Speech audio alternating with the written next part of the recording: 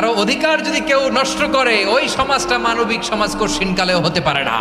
আপনি ভাবছেন আপনার নামাজ আপনারে বাঁচাতে পারবে, আপনার রোজা বাঁচাতে পারবে, আপনার তাহাজ্জুদ আপনারে বাঁচাতে পারবে? আপনি অধিকার নষ্ট করলে কিছুই আপনারে বাঁচাতে পারবে না। এজন্য নিকট আত্মীয়দেরকে দিতে হবে বেশি বেশি। বিশ্বনবী বলেন নিকট আত্মীয় যারা কাছের, তোমার ভেরি ক্লোজ রিলেশনশিপে আছে, তাদেরকে দাও। দাও, দিলে বাড়িয়ে দেয় কে? অনেকে দিতে চায় না, কৃপণতা করে। দিলে বাড়ায় দেয় কে? ও মিয়া, মদিনার মধ্যে সবচাইতে গরিব সাহাবী ছিল বেলাল রাদিয়াল্লাহু তাআলা আনহু। ওনার এন্টায়ার অ্যাসেট, সম্পদের পরিমাণ কতদূর জানেন? একটা লুঙ্গি। টোটাল ওয়েলথ এস্টিমেশন, টোটাল সম্পদের পরিমাণ বেলাল রাদিয়াল্লাহু তাআলা আনহুর কি ছিল? ওই বেলাল রাদিয়াল্লাহু তাআলা আনহুকে বিষ্ণু ইসলাম বলেছেন, আনফিক ইয়া বেলাল, ও বেলাল তুমিও দাও।